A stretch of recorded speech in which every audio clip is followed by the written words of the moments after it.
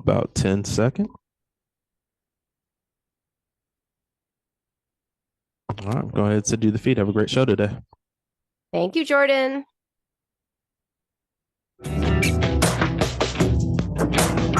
Welcome to The Binge Cure with Dr. Nina.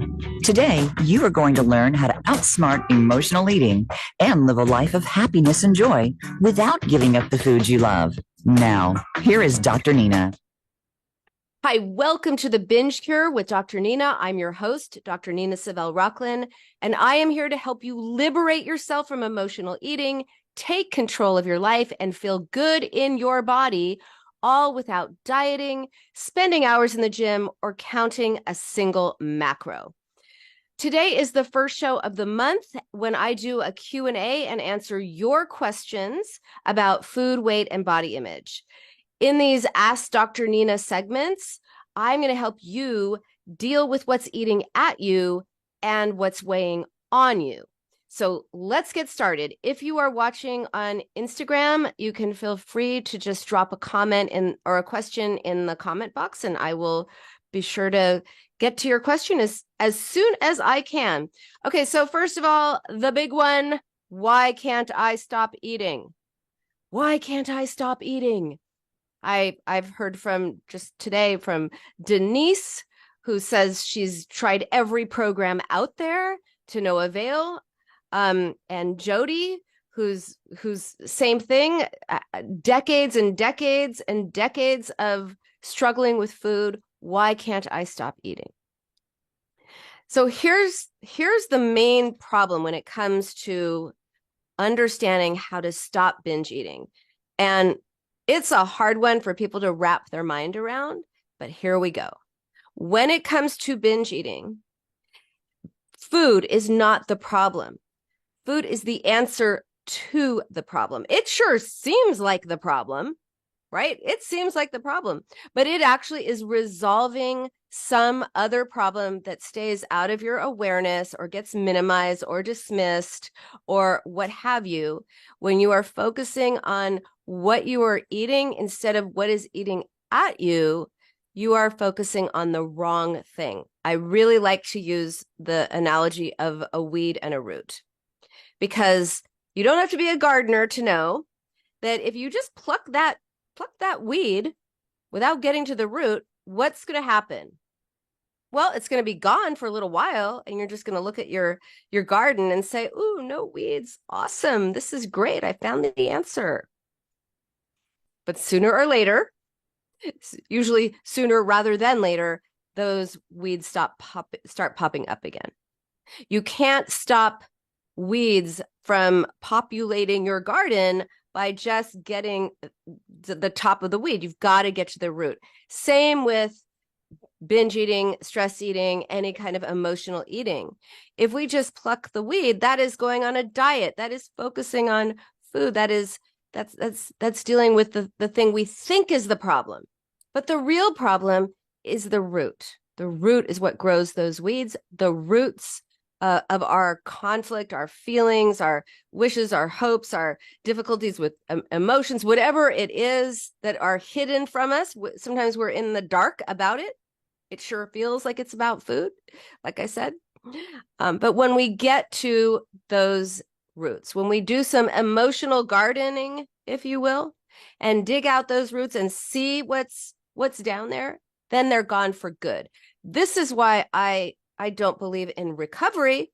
Recovery is about having to wake up every day and think about being good with food, sticking with the program, all of that. Ugh, that just sounds horrible to me. And white knuckling it through life, and just having all of these foods that are forbidden and feeling good about yourself if you don't eat them and feeling bad about yourself if you do eat them. Oh, horrible, horrible, horrible. No. Instead, liberation. Liberation is when you get those weeds out by the root, they are gone forever. They will not come back to your garden. Same with binge eating. When you discover why you're turning to food instead of focusing on what you are eating, and you deal with that, you deal with those roots. Yes, it is hard. It's easier to focus on food. It's easier to be on a diet. It's easier to be on a meal plan. It is harder to look at what's eating at you. It is. I am very upfront about that.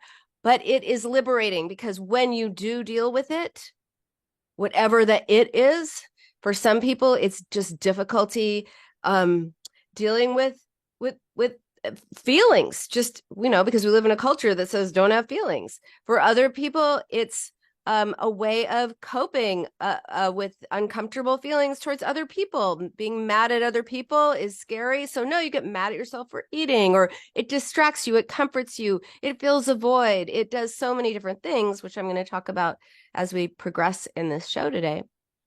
But of course, it also hurts you. But when you get to those roots and you dig them out for good, you have liberation. Liberation means this is something you no longer deal with.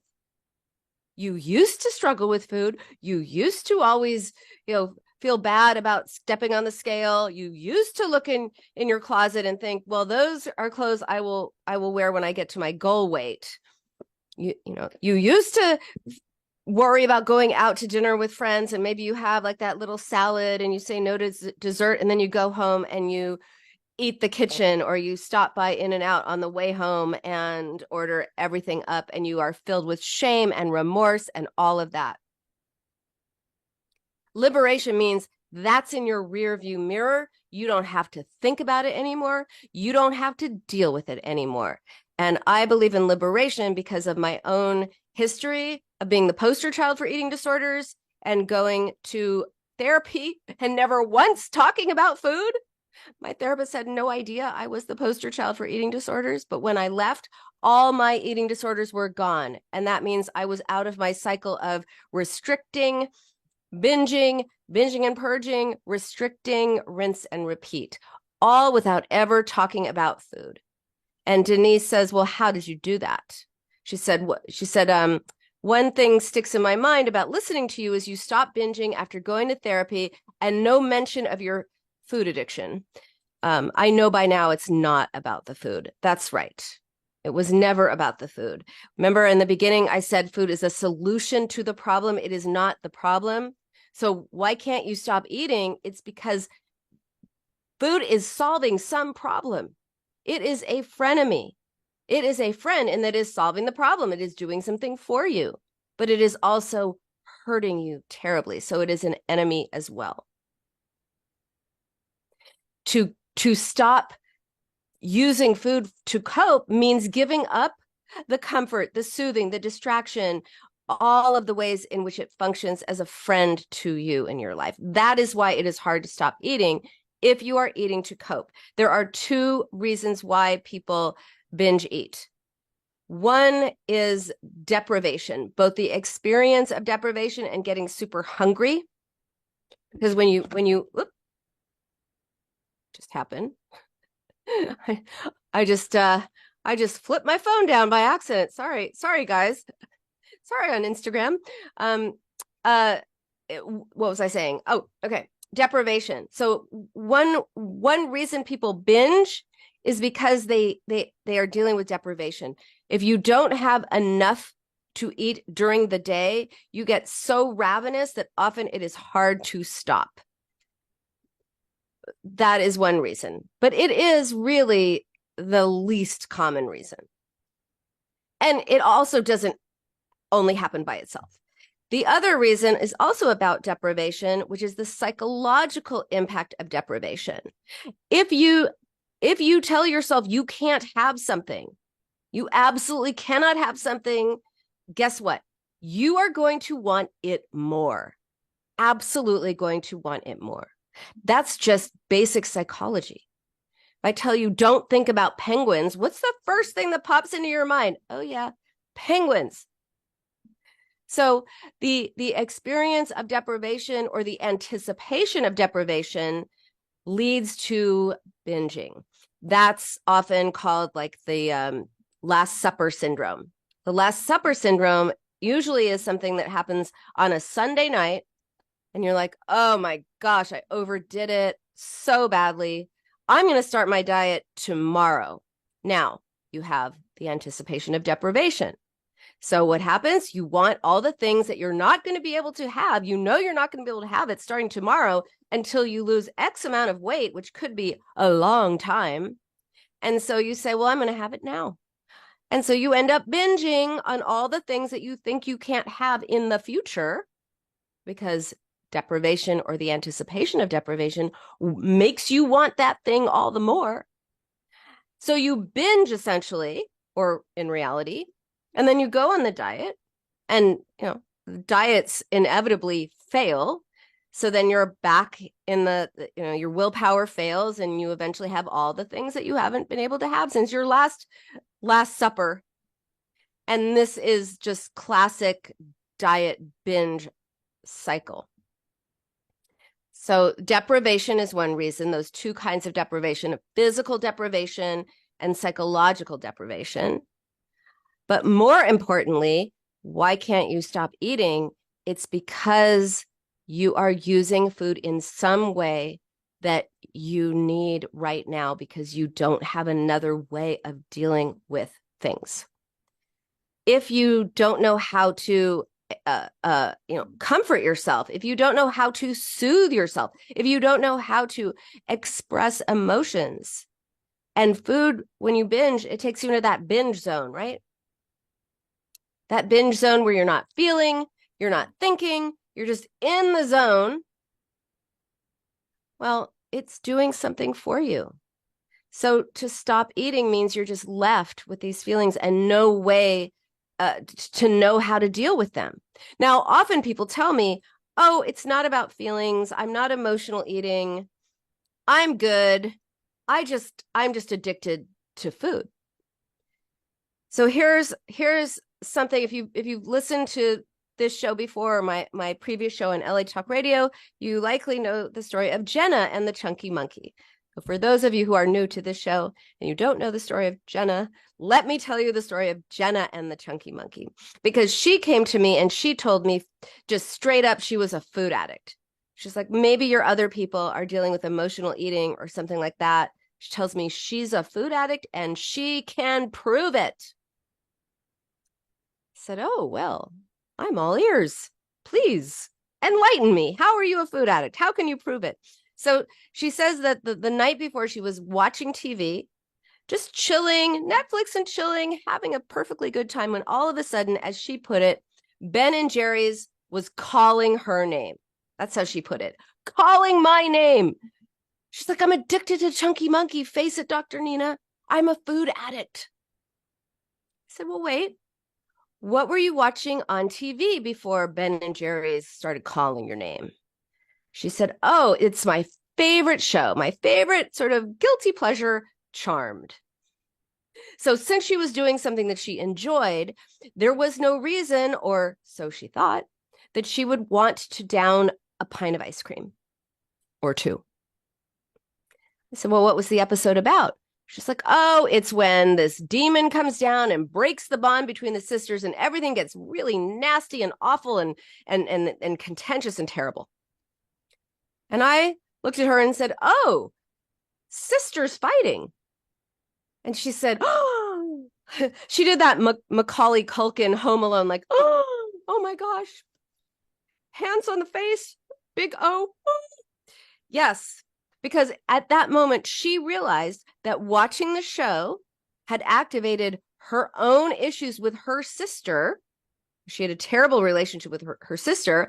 So watching this episode of her favorite show activated feelings about her relationship with her sister. But before she was consciously aware that she was triggered, she went to ice cream for comfort and distraction. So ice cream was not the problem. Ice cream was the solution to the problem. The problem was her difficulty managing her feelings about her sister and comforting herself, because it was a really toxic, terrible relationship. And she felt terrible about it, but she didn't know how to be with that. And so I taught Jenna new ways of identifying her feelings and then working through them, processing them. And when she did that, guess what? Ben and Jerry's stopped calling her name. And the story of Jenna, I've heard stories like this countless times. Jenna gave me permission to use her story, which is why I use it all the time. Plus, it's kind of funny. I'm addicted to Chunky Monkey. Everyone can relate to that, right? But on a serious note, this really shows the impact of unconscious motivations.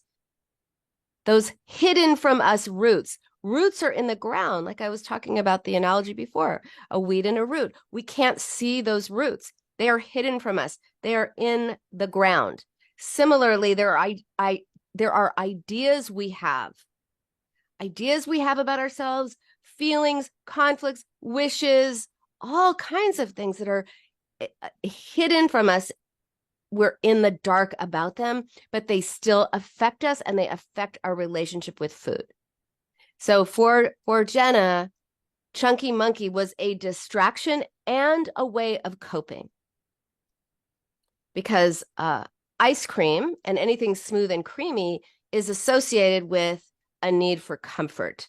By the way, if ice cream is your thing, think about other ways that you can comfort yourself that don't involve food. Think about if your child or a loved one is going through a hard time and needs comfort. Do you say, oh, hey, I got you. Here's some Ben and Jerry's. No, maybe not. Maybe you say, what's going on? Talk to me. How are you? You'd offer them words of comfort. And the idea is to give yourself the same words of comfort, because when you give yourself comfort words, soothing words, when you learn how to be with feelings, process feelings, you don't need food for comfort or distraction. I'll talk about that in a little bit as well. Just really briefly, that connection between smooth and creamy foods and the need for comfort is part of my food mood formula. If you want the whole formula, just DM me, or if you're listening to this on Voice America, just drop me a line, write me, or find me on Instagram, DM me, and I'll send you a link so that you can download the formula for yourself. So why can't you stop eating? It is because something is going on within you and you are using food for comfort or distraction or many different things. For example, loneliness is experienced as emptiness, and we can symbolically fill up with food to make up for that empty, lonely feeling. You want to get really curious about your why instead of focusing on food. Or if you eat until you are in physical pain, and a lot of people can relate to this, you're eating until you are in physical pain and you still can't stop eating, you might think you're also a food addict. You might think, what is wrong with me? I am here to tell you there is nothing wrong with you. You may be unconsciously converting emotional pain to physical pain. When things hurt us, but we don't know how to manage that emotional pain, often we distract. And by the way, this is not a conscious thing. You're not like, oh, my feelings are really hurt about that situation, and so I am turning to food, and I will now eat until I am in physical pain, and therefore I will have converted my emotional pain to physical pain. No, that's not how it works. You're not aware of it. You're not conscious of it. It's hidden from you. These are the roots. They're hidden from us, but they have a lot to do with what we do with food, right? It's out of awareness, but not out of operation. All right. So Jody also asked about, well, it wasn't really a question, but she said she eats from the moment she comes home until she physically can't eat anymore, and then she goes to bed. And basically she says, I'm using food to fill every moment of quiet. She knows she's not hungry, but she is eating to soothe herself, to zone out, to quiet her thoughts. Yes, to sedate herself. Again, if we don't know how to be with ourselves or respond to ourselves, because we live in a culture that says, hey, don't have feelings. Feelings make you weak. You know, you want to be strong, just don't have those stupid feelings. Yeah, that doesn't work so well. And then if we do have feelings, they get labeled. So if you're angry, you need anger management classes, clearly, rather than, yeah, you're just a person who's angry because of a situation. Or if you're sad, oh, you're depressed, you need a pill. Obviously, some people do benefit from medication. I am not against medication, but I'm talking about just like sadness and even depression sometimes. I'm not talking about major depression. Sadness is just a part of life. It is a response to a situation. So we have to normalize feelings. Anxiety, hey, there's a pill for that too, right? The message is that our feelings, which are just responses to situations, are somehow count negatively against us. We're emotional. We're too sensitive. We shouldn't feel that. So what do we do with those feelings? They got to go somewhere. And you know what? You cannot positive think them away. You cannot drop them. You cannot ignore them. You certainly cannot starve them away or stuff them down or throw them up or any of the things that people symbolically try to do. You can't work them away, gamble them away, drink them away. Any of the ways that we use to cope in our culture, it's because we are not taught how to deal with feelings. We're taught that we shouldn't have them, but we do have them. So get more comfortable with feelings not as character flaws. They are just reactions to situations. They connect you to yourself and to other people. And when you can identify, well, what am I feeling? Without, oh my God, I'm feeling it. Oh no, I'm feeling a feeling. Scary, alert. Oh, quick story. This happened years ago. And it really took all of my willpower to not speak up. Okay, check this out. So I'm at the park. I did a lot of observing at the park with my kids. I'm at the park with my older daughter, who is, I don't know, 5, 7 years old. She's off playing on the jungle gym, whatever. And I'm just sitting there on the bench, just hanging out, watching her. And there are these 2 little toddlers right near me, little boy and a little girl. And they're digging and digging and digging in the sand, and they're laughing, and they're just having a great old time. And all of a sudden, the little boy gets up and runs off with the little girl's shovel. So what does she do? Naturally, she cries, because who hasn't had a little dude leave you and take your shovel, right? We've all been there, right? She's crying because her feelings are hurt. She feels rejected and abandoned by her friend, and he took her shovel. And she's, I don't know, 18 months old. It's not like she can verbalize this. So up comes mom. Mom comes running up with her diaper bag, and she's like, don't cry, don't cry. She's desperate, anxious, horrified. Don't cry, don't cry, don't cry. It's okay, it's okay. Like that. And I'm just like, what, lady, what? And she's digging in her diaper bag. And the little kid is crying because, of course, she's crying. And mom pulls out a cookie and says, don't cry, have a cookie. Yeah, that's the moment. That's the moment when I desperately wanted to say, excuse me, you are teaching your daughter not to have feelings and to use food and specifically cookies to deal with her feelings when she has them. You're setting herself up for eating disorder problems. But I didn't say anything. I didn't. I sometimes wonder, was that the right thing? I don't know. Regardless, can't go back in time.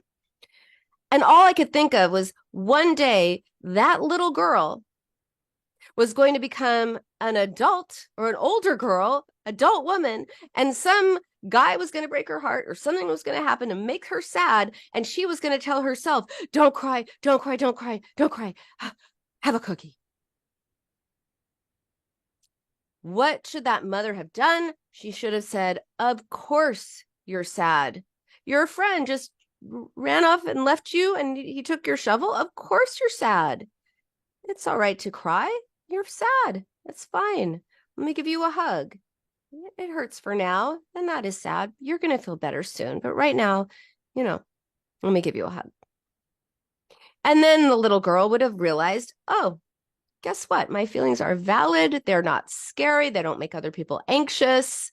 I can feel them. I don't need cookies to shut them down.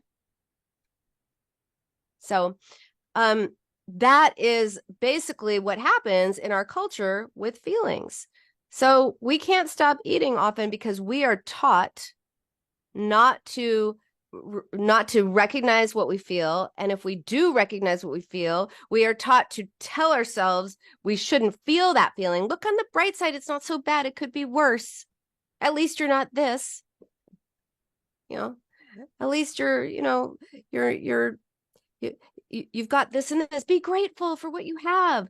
That's toxic positivity, people. That doesn't help either. There is a place for positivity, but not if it is weaponized to take away your responses to your feelings.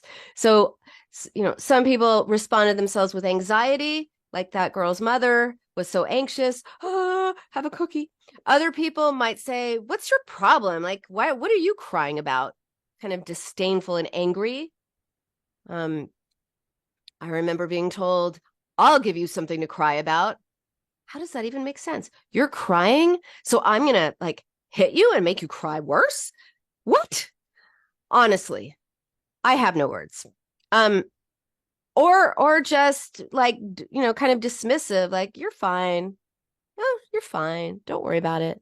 Right. And so if we're responded to in this way, or we learn to respond to ourselves in this way, we never learn how to process our feelings. And therefore, when you start having them, especially at night, because we're busy all during the day, and our minds are occupied at night, that is when we start having those feelings creep in, or thoughts creep in, or things like that. That's why binge eating at night or stress eating at night is more prevalent. Because if you don't know how to be with yourself and you don't know how to deal with your feelings and thoughts are going to come up more at night, and then you're going to use food to shut them down. So, what next question? There was a very long answer to one question, but it was a very broad question. What causes binge eating disorder? Is it genetic or related to personal history? There are people who will try to tell you that it is genetic. There has been no gene that has been found that says if you have this gene, you will have an eating disorder.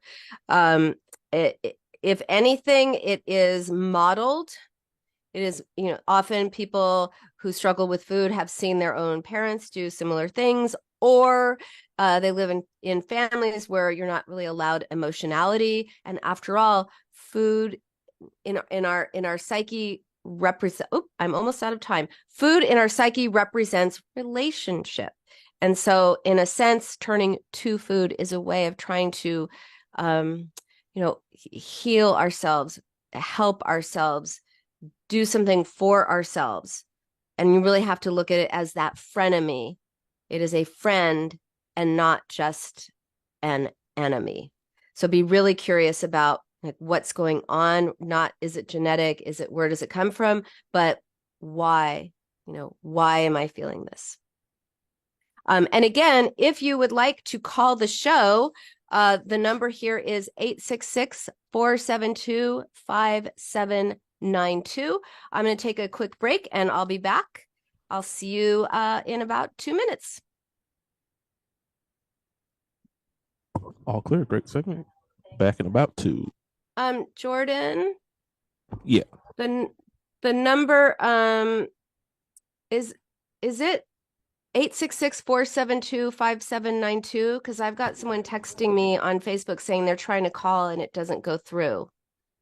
And by the way, if you're on Instagram, you're staying with me. Check for you real quick. You're staying with me on my break while I talk to my engineer and figure this stuff out. So bear with me. We'll be back in about 1:30.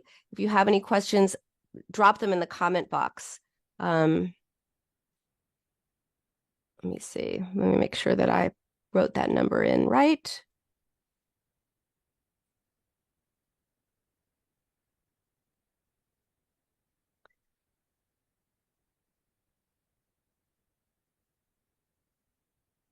Do you have any questions, people on Instagram? Anything?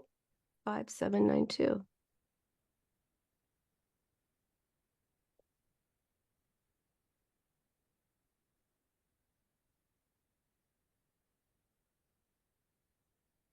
Oh.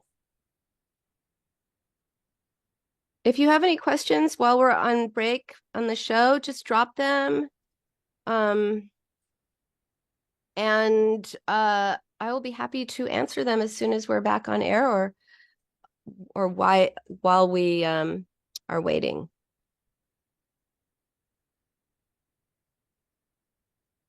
No questions. Anything that has like surprised you? We are returning in about 10 seconds. Okay. And I have someone who says they're going to call. They're on Facebook saying they're going to call. I apparently gave them the wrong number. Whoops. Thanks, Jordan. Welcome back to the Binge Cure with Dr. Nina. Have questions for Dr. Nina? Join her on the show at 866-472-5792. That's 866-472-5792. Now back to the show. Hey, welcome back to the Binge Cure with Dr. Nina. We are talking about why can't I stop eating and other questions for this Q&A segment. I was just talking about why can't I stop eating and discussed what causes binge eating disorder. Is it genetic or related to personal history? Yes, it is related to personal history. We learn this way of relating to ourselves and to food, and that's the good news because we can unlearn that and learn a new way. It is not a disease. It is a coping strategy. Binge eating disorder, which by the way is the most prevalent kind of eating disorder there is, that most people don't know they have because they think they're food addicts. They think they have no willpower. They think they lack control. They actually are struggling with a diagnosable and treatable condition, binge eating disorder. I have a caller. Jenny from Los Angeles, welcome to the show. Hi, Dr. Nina. Hi, Jenny. How are you? I am fine. Let me just tell people on Instagram that they can't hear Jenny, but you'll hear my answers to Jenny. Jenny, how can I help you?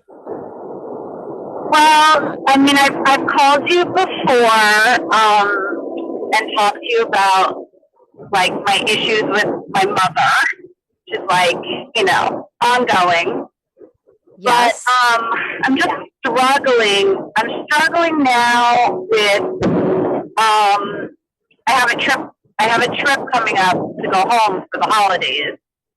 And I'm struggling with kind of dealing with certain things in my family, stressing out about it because of the last trip I had home and what I had to endure while I was there. And Jenny, there's a lot of background noise in your call. It just sounds like you're somewhere with like banging and loud noises. So I'm actually just in my car. You're in your car driving. Okay. Well, okay. So I'm so sorry. I don't know what else to do. It's okay. So as I understand it, yes, I remember your call. You called with issues with your mother, and now you're going back for Thanksgiving, and you're a little worried about how things are going to be with your family. Is that what's going on? Okay. I'm stressing out about this trip. You're stressing out about the trip. Okay. So I think it's so loud, whatever it is that's coming through. I'll just answer. Like you can hang up and I'll just answer and hopefully I'll cover your question. because it's Okay, sorry about that. it's okay. Technology, it happens, whatever. I'm I glad know. I'm glad you got through. So, all right. So but before, can you answer if there's any specific issue with your family that you're worried about?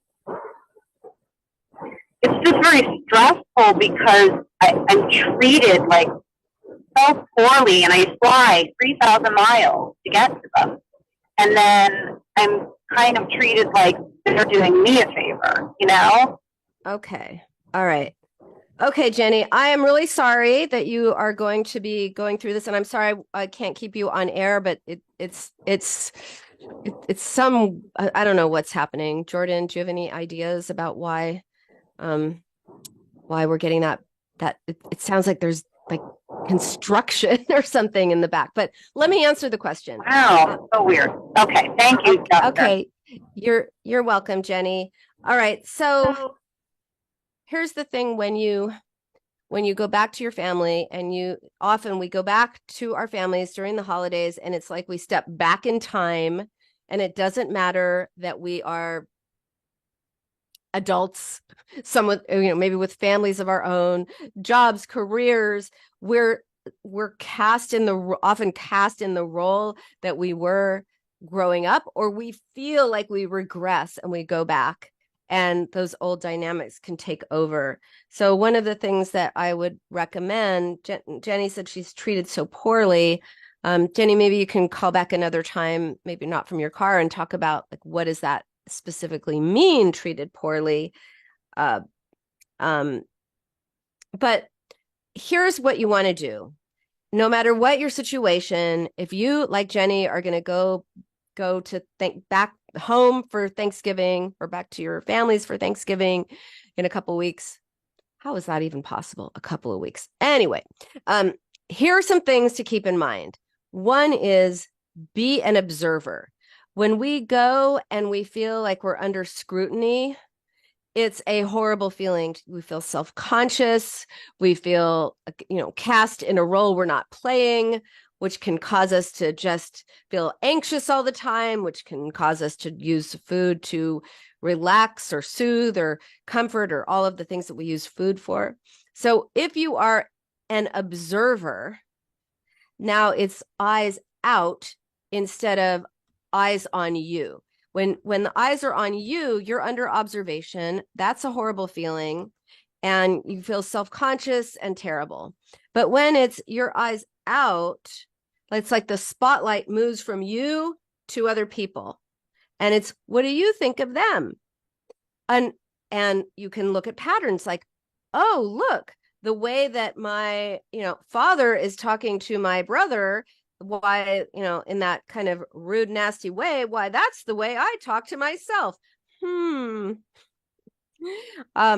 And just look for patterns. Or, wow, I notice how many comments the family is making about food. Or, wow, they're talking about other people and in this nasty way, or talking about how much weight they've gained, or talk about their lives in such a disparaging way. No wonder I expect the world to look at me through those kinds of eyes. Just start looking at, what are the patterns that you see that might relate to your life now. But just think, just eyes out. Be the observer, not the observed. And the other thing is to set boundaries. Just say no is just say no to drugs. Well, just say no to intrusive, demanding relatives and people who don't appreciate you. That's called setting boundaries, and it's a very good thing to do. It is also a very hard thing to do, because often we think we're being mean, or people won't like us, or we're causing trouble, or something of that nature. And it's all predicated on this belief that somehow they have more of a right to what they want than you have. That somehow you're a second-class citizen in your own life when you're with them. And that's why setting boundaries is so important. It's saying, no, I will not be treated this way. I will go this far, but no further.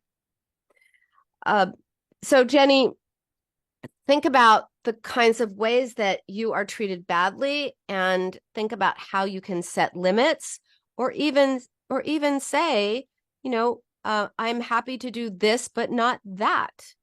Here is Lisa.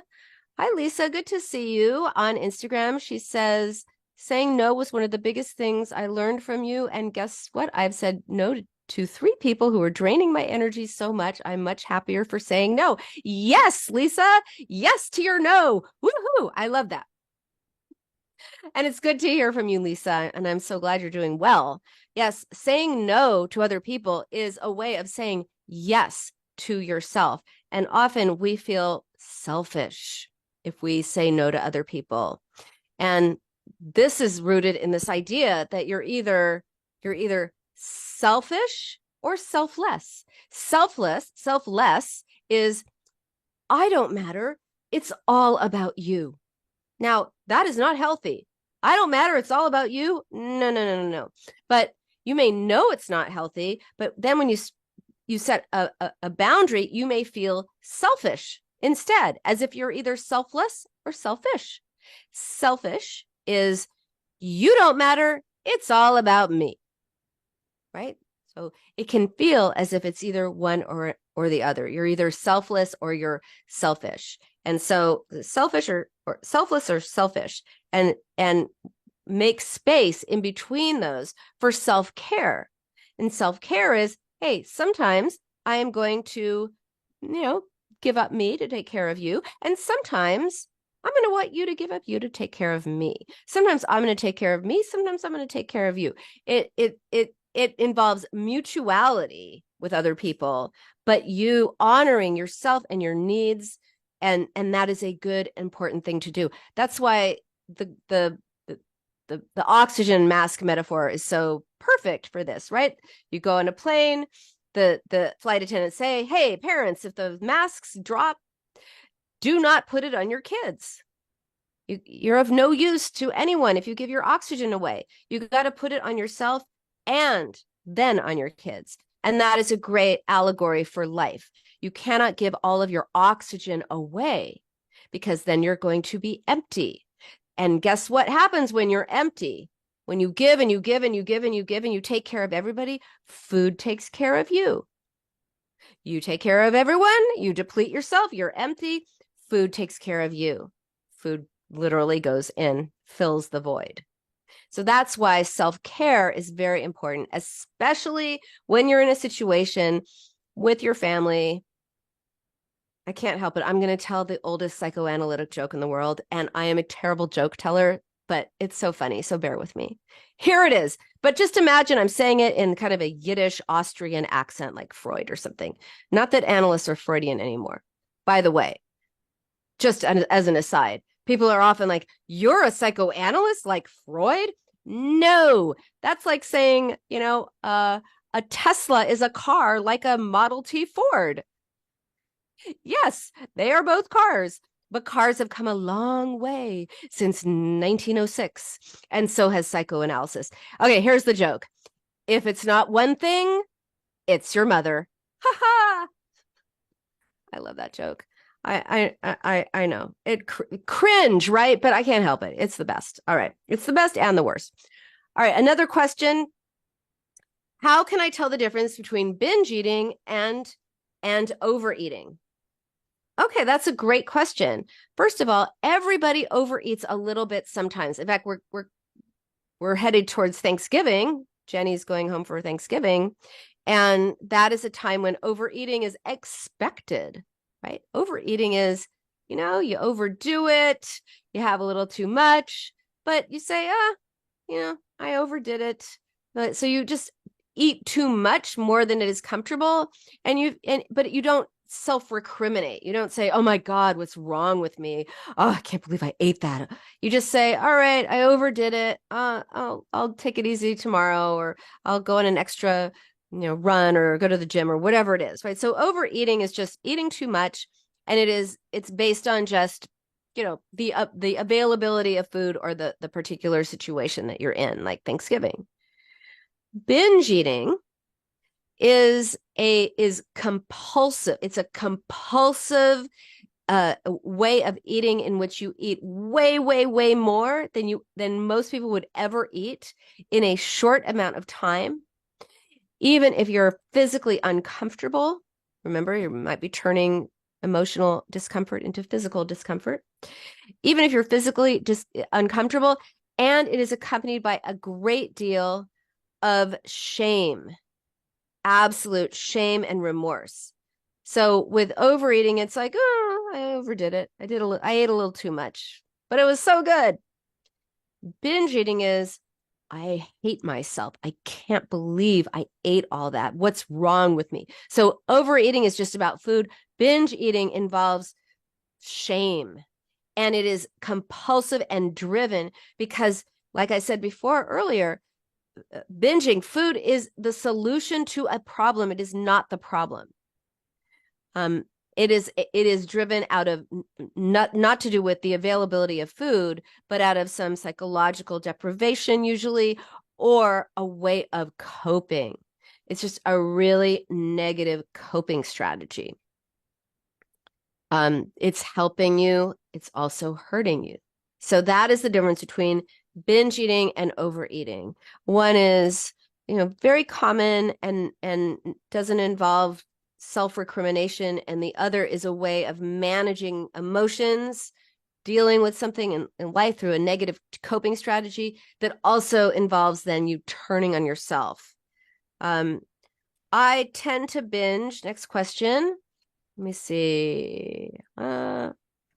Actually, let me get to this question because I've heard this question a lot lately. What are your thoughts about weight loss medication like Ozempic? How do I know if it's a fit for me?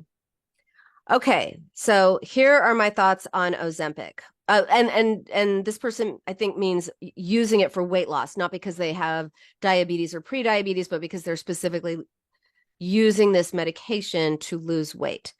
So here's the issue. It doesn't resolve the underlying psychological or emotional reasons for why you may turn to food. So it's a Band-Aid, really. It gives you a quick fix, but it deflects from doing the important psychological, emotional work that you need to do to change your relationship with food forever, which really means changing your relationship with yourself forever. I've talked about getting to those roots, right? We can't see them. They're underground, just like they're in our unconscious. We're in the dark, but they affect us. And the way to change your relationship with food forever, and that's why I call my book and my method, the Binge Cure Method.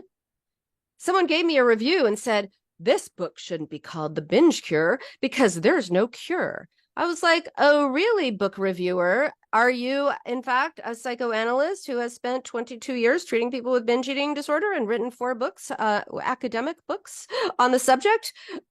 There is a cure, people. There is a cure. And the cure is changing your relationship with yourself. Also, medications like Ozempic, they're short. They're just short term. You're not going to, you regain weight as soon as you go off of it, right? It doesn't change your relationship with food. It's like going on a diet. Diets will work. Oh, sure they will. They will work, but you can't stay on them forever. And who would want to? They also have terrible side effects. A lot of people have terrible side effects. Not everybody, but people get nauseous or diarrhea and dizziness and constipation and just all kinds of yuck. Who needs that? And they are expensive, like ridiculously expensive if you can't get it, if you can't get insurance to cover it. So, and the last is the rebound effect, which is that they've found for many people, again, not all, for many people, when they go off these medications, they gain weight even faster. They gain it all back, and they gain it back fast because, of course, they haven't dealt with why they are eating. They've just been focusing on what they've been eating, kind of like weight loss surgery. I cannot tell you how many people have come to me after having undergone some kind of weight loss surgery. gastric bypass sleeve, whatever it is. In fact, I will not say who, but a person who won The Biggest Loser came to me, and they gained all the weight back and realized it was never about the things that they thought it was about. All these people who had weight loss surgery, that they really had to deal with why they were eating and not focus on what they are eating. That is the way to create true liberation, which is possible. So if you're going to use Ozempic or one of those medications, also do some therapeutic work to address those root causes so that you can change your relationship with yourself, because when you make peace with yourself, you make peace with food. And by making peace with yourself, which is, being more curious, not critical, being able to identify your feelings, process them, respond to yourself in a new way, to like yourself instead of hating yourself, to be less of a perfectionist and more reasonable with yourself, to just, kind of turn your critic into a friend. When you can do that, that's when you can actually develop healthier eating habits. So just a medication without that therapeutic work is not going to work in the long run. Ozempic is just another example of weight loss surgery or any diet that's not sustainable, and it deals with the weed and not the root. You've got to deal with the root issues of your why. Here's a quick one. I only have a few minutes. Let me answer this really quickly. How do I stop binge eating when I feel out of control around food? Well, willpower will only work for a little while. Sometimes you're just in that, oh my God, I've got to have it. I got to have something now, right? When you feel overtaken by that, think of it as a wave. Think of it as a tsunami, right? Even a tsunami builds and builds and builds and builds and builds, and eventually it crests, and then it falls. Let's actually think of it as a wave. A tsunami may not be the best example. I take that back. Okay, just a really big wave. It gets more and more and more and more powerful. It crests, and then it crashes, and it's gone.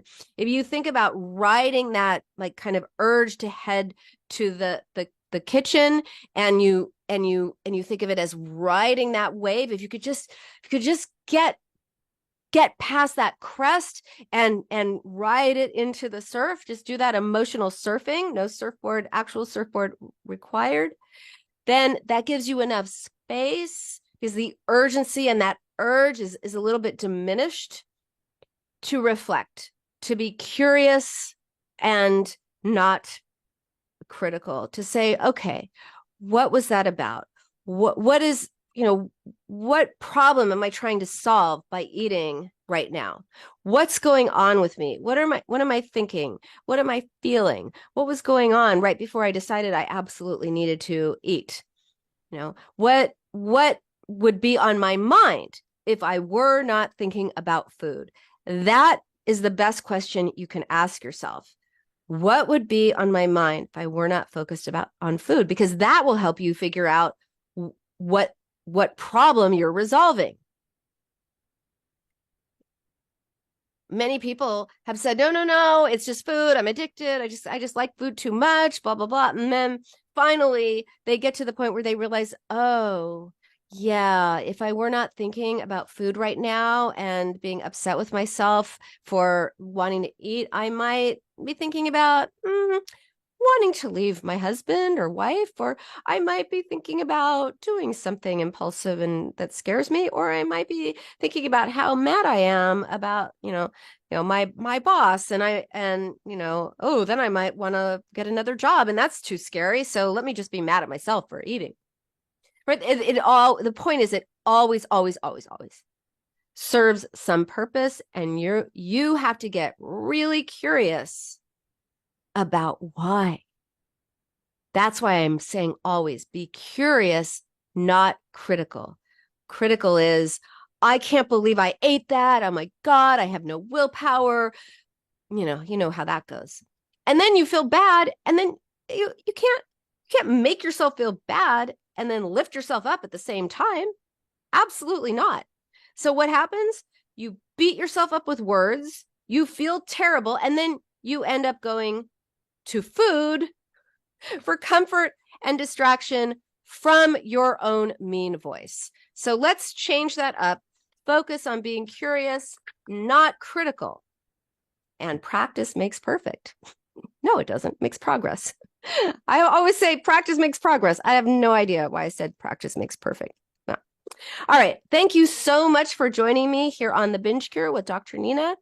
Remember, it really is possible to stop dieting, stop thinking about food 24/7, and banish binging forever so you can get back to living your life while being healthy.